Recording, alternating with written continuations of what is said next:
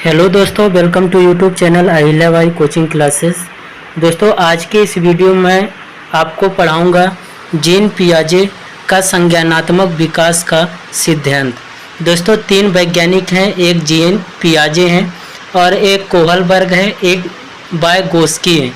तो दोस्तों, तीन वैज्ञानिक का यदि आप उनके सिद्धांत को अच्छे से पढ़ लेंगे तो सीटेट में आप इसमें से इन तीनों वैज्ञानिक के सिद्धांत में से 4 या 5 अंक के क्वेश्चन हर साल यानी साल में 2 बार पेपर होता है तो हर बार पूछा जाता है। तो चलिए दोस्तों, मैं वीडियो को स्टार्ट करता हूं कि जीन पियाजे का संज्ञानात्मक विकास का सिद्धांत। तो दोस्तों, सबसे पहले मैं परिचय बताऊंगा कि संज्ञानवादी विचारधारा के थे जो जीन पियाजे का संज्ञानात्मक विकास का सिद्धांत है। और जीन पियाजे जो हैं स्विट्जरलैंड के थे और इनका संज्ञानवादी विचारधारा यानी सीखना सक्रिय सामाजिक क्रिया है जिसमें मानसिक क्रिया, संवेदना, प्रत्यक्षीकरण, सूचना संगठन, ध्यान, समस्या समाधान, स्मृति भी शामिल है। दोस्तों, जीन पियाजे का जीवन परिचय देख लेते हैं कि जीन पियाजे स्विस मनोवैज्ञानिक थे। दोस्तों, जो जीन पियाजे हैं वो स्विस मनोवैज्ञानिक थे। जब ये अल्फ्रेड बिने के प्रयोगशाला में बुद्धि परीक्षणों पर साथ कार्य कर रहे थे। अल्फ्रेड भी एक वैज्ञानिक है। बिने के प्रयोगशाला में जब बुद्धि परीक्षण पर साथ कार्य कर रहे थे तभी संज्ञानात्मक विकास के सिद्धांत का प्रतिपादन किया गया। दोस्तों, जो संज्ञानात्मक विकास का सिद्धांत है तो यह अल्फ्रेड बिने और जीन पियाजे दोनों लोग अल्फ्रेड बिने के प्रयोगशाला में बुद्धि परीक्षण के साथ कार्य कर रहे थे, तभी संज्ञानात्मक विकास के सिद्धांत का प्रतिपादन किया। और संज्ञानात्मक विकास के सिद्धांत को भौतिक विकास के सिद्धांत भी कहते हैं। दोस्तों, ये याद रखना है आपको कि संज्ञानात्मक विकास के सिद्धांत का प्रतिपादन किया गया और संज्ञानात्मक विकास के सिद्धांत को भौतिक विकास का सिद्धांत भी कहते हैं। 1 नंबर का क्वेश्चन यहाँ से बनता है कि संज्ञानात्मक विकास के सिद्धांत को का सिद्धांत कहते हैं और 2-4 इसमें से ऑब्जेक्टिव दे दिया जाता है। तो राइट आंसर होगा भौतिक विकास। फिर मूल रूप से पियाजे जीव वैज्ञानिक थे। दोस्तों, यहाँ ध्यान रखना है कि स्विस मनोवैज्ञानिक थे और मूल रूप से पियाजे जो हैं जीव वैज्ञानिक थे। इसको भी याद रखना है कि पियाजे जो हैं जीव वैज्ञानिक थे।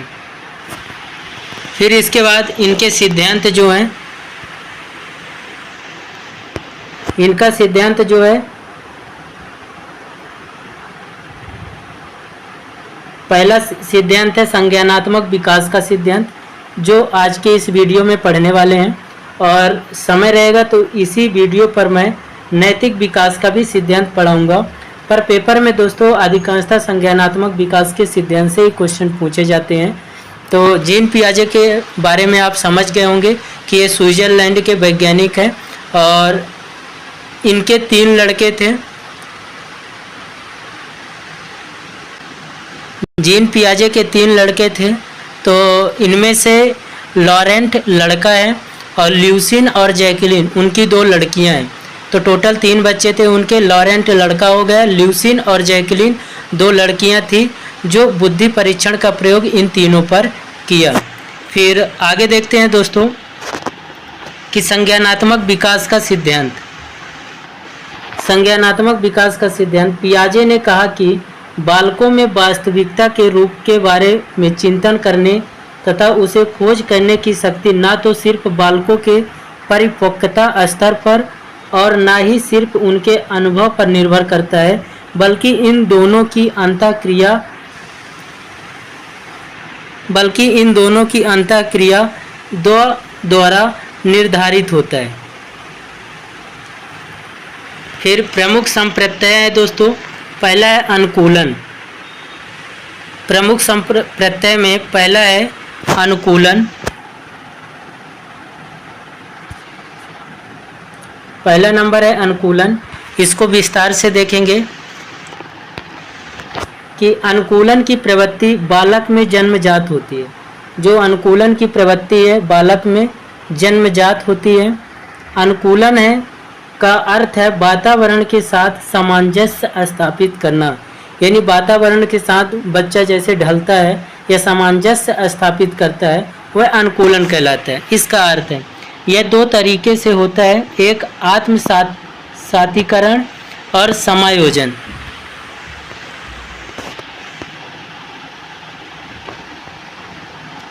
फिर और आगे देखेंगे कि इस अवस्था में शिशुओं का संज्ञानात्मक विकास 6 उप अवस्थाओं से होकर गुजरता है।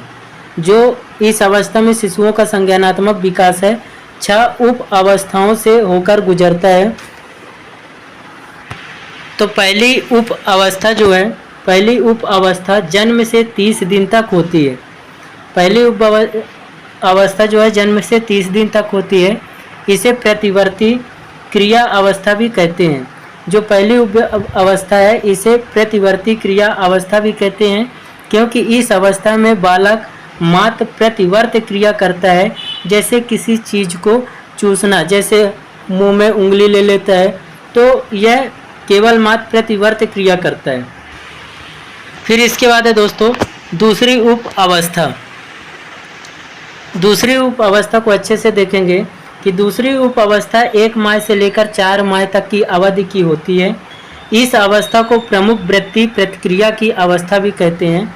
जो दूसरी अवस्था होती है इसे प्रमुख वृत्ति प्रतिक्रिया की अवस्था भी कहते हैं। याद रखना है, प्रमुख इसलिए कहते हैं कि उनके शरीर की प्रमुख प्रतिवर्त क्रियाएं होती है, और वृत्ति इसलिए कहा जाता है क्योंकि उन्हें दोहराया जाता है। दोस्तों दूसरा जो अवस्था हुआ प्रमुख वृत्ति प्रतिक्रिया की अवस्था है, और इसमें बता दें कि बालक झुंझुने की आवाज़ को सुनकर उसे दोहराता है। इस समय सरल व रुचिकर आदतें विकसित करता है। यह क्रियाएं जो होती है प्रयोगात्मक और सृजनात्मक भी हो जाती है। फिर इसके बाद है तीसरी उप अवस्था जो गौण वृत्ति अनुक्रिया की अवस्था कहा जाता है। तो इसको भी हम विस्तार से पढ़ेंगे कि तीसरी उप अवस्था 4 माह से लेकर 8 माह की अवधि। दोस्तों 4 माह से लेकर 8 माह की अवधि की होती है। इस अवस्था में शिशु वस्तुओं को छूने और उन्हें इधर उधर या उलट पलट करता है। तो दोस्तों प्रतिवर्त क्रिया से बाहर निकलकर उल्टने पलटने लग जाता है। ऐसी क्रिया दोहराता है जो उसे अच्छा लगता है, और जैसे चादर पड़े खिलौने को अपनी ओर खींचना, ये तीसरी अवस्था का है। फिर इसके बाद है चौथी अवस्था। तो चौथी उप अवस्था 8 माह से 12 माह तक। इस अवस्था में शिशु वयस्कों का अनुकरण करना प्रारंभ कर देते हैं, जैसे नाना कैसे हंसते हैं, बड़े पापा कैसे करते हैं आदि। और यदि विस्तार से देखें तो इसे गौण स्कीमेटा की समन्वय की अवस्था कहा जाता है।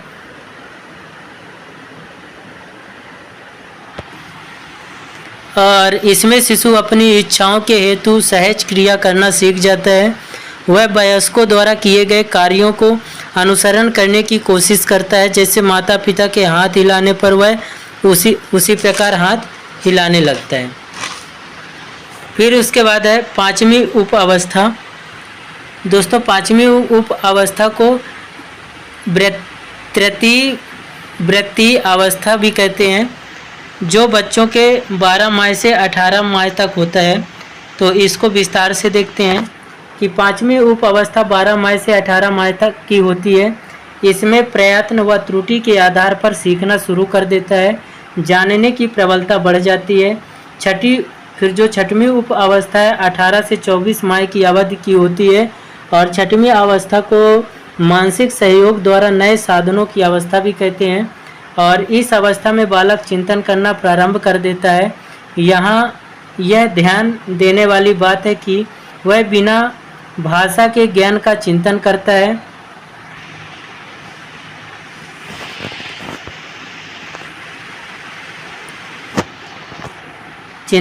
है। बालक में वस्तु स्थायित्व का गुण विकसित हो जाता है, अर्थात वस्तु को उसके सामने से हटा देने पर वह जानता है कि वस्तु का वजूद है, जबकि वह प्रारंभ में यह समझता था कि वस्तु यदि सामने से हट गई तो वजूद उसका खत्म हो गया है। फिर संवेदी पेशी अवस्था जन्म से लेकर 2 वर्ष तक होती है। इस अवस्था में 2 प्रमुख विशेषताएं पाई जाती है। पहली यह है कि वह अपने क्रिया और परिणाम के बीच संबंध कायम करने की कोशिश करता है और उसे जानना चाहता है, जैसे खिलौनों को ज़मीन पर पटक कर उसकी आवाज़ सुनना या चम्मच से थाली पर पीटने के बाद जो आवाज़ आती है उसे बार बार करना। दूसरी यह होती है दोस्तों यह कि वह स्वयं को वातावरण की अवस्थाओं में अलग समझता है। बालक अपने शारीरिक अंगों और कपड़ों तथा हाथ के कंगन में अंतर समझने लगता है। फिर इसके बाद दोस्तों दूसरा अनुकूलन के बाद आता है पाक संक्रियात्मक अवस्था। पाक संक्रियात्मक अवस्था, इसको भी विस्तार से समझेंगे। अनुकूलन तो समझ में आ गया होगा, अब पाक संक्रियात्मक अवस्था को पढ़ेंगे। यह अवस्था 2 वर्ष से 7 वर्ष तक मानी जाती है। पियाजे ने इसे 2 भागों में बांटा है, पाक संप्रत्यात्मक और अंतर्दर्शी अवधि, जो 4 से 7 साल का होता है, और पाक संप्रत्यात्मक जो होता है 2 से 4 साल तक का होता है। तो पाक संप्रत्यात्मक, इसको भी विस्तार से पढ़ेंगे कि 2 साल से 4 साल की अवस्था होती है। बालक संकेत व चिन्ह को मस्तिष्क में ग्रहण करते हैं तथा उनका प्रयोग करते हैं। बालक को माँ या पिता का जब छुपकर आवाज़ लगाते हैं तब उस आवाज़ को सुनकर बालक के मन में जिसकी आवाज़ होती है उसकी एक प्रतिमा बनती है। फिर इसके बाद दोस्तों और विस्तार से इसको जानेंगे कि बालक निर्जीव वस्तुओं को भी सजीव समझता है, जैसे बादल, हवा आदि। इस अवस्था में बालक में आत्म केंद्रित का भाव आ जाता है और स्वयं को महत्वपूर्ण समझता है। उसे यह लगता है कि सूर्य, चंद्रमा आदि उसके पीछे चलते हैं। फिर नैतिक विकास की अवस्था को पढ़ेंगे।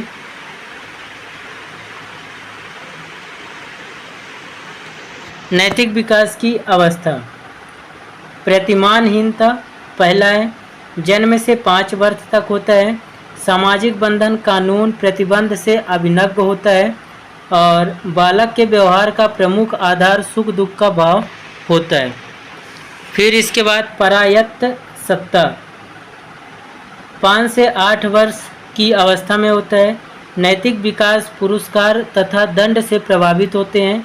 बालक को उसके उचित आचरण करने का प्रशिक्षण दिया जाता है और नैतिक विकास बाह्य सत्ता द्वारा नियंत्रित होता है। फिर इसके बाद तीसरा है परायत्तता, पारस्परिकता, इसको भी विस्तार से देखेंगे।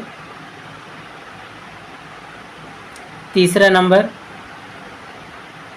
कि 9 से 13 वर्ष तक होता है।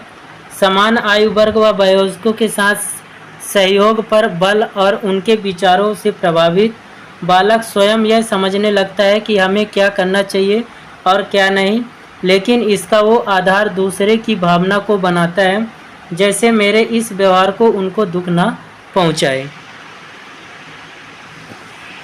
चौथा है दोस्तों स्वायत्तता किशोरावस्था।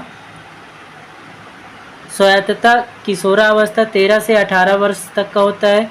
किशोर में पूर्ण रूप से सोचने समझने की क्षमता विकसित हो चुकी होती है। वे अपने व्यवहार के लिए स्वयं उत्तरदायी होता है। किशोर स्वयं के लिए वयस्कों या सम्मान चाहते हैं। और पियाजे ने नैतिक विकास की अवस्था को ध्यान में रखते हुए संपूर्ण विकास काल में नैतिकता के 3 स्तर बताए हैं। तो पहला स्तर है दोस्तों नैतिक यथार्थता। पहला है नैतिक यथार्थता, दूसरा नैतिक समानता और नैतिक सापेक्षिता। इसको भी जल्दी से देख लें। आप हमारे चैनल में नए हैं तो चैनल को सब्सक्राइब करके वीडियो को शेयर कर दें। फिर इसके बाद नैतिक यथार्थता, बालक बाध्यता स्वरूप नैतिक मानकों को स्वीकार करता है तथा उनके आचरण में लाता है, परंतु स्वयं की इच्छा से नहीं बल्कि दबाव स्वरूप इन नैतिक प्रतिमान को स्वीकार करता है और नैतिक यथार्थता के दो मूल स्रोत बताए हैं। बालकों की बौद्धिक संरचना, वातावरण से प्राप्त अनुभव। फिर इसके बाद है दोस्तों नैतिक समानता। नैतिक समानता बालक परस्पर सहमति के आधार पर नियमों को बनाते हैं। बालक सहयोगात्मक खेल अधिक पसंद करते हैं। फिर इसके बाद है दोस्तों नैतिक सापेक्षिकता। बिना किसी बाहरी दबाव के न्याय के आदर्श का अनुसरण किया जाता है।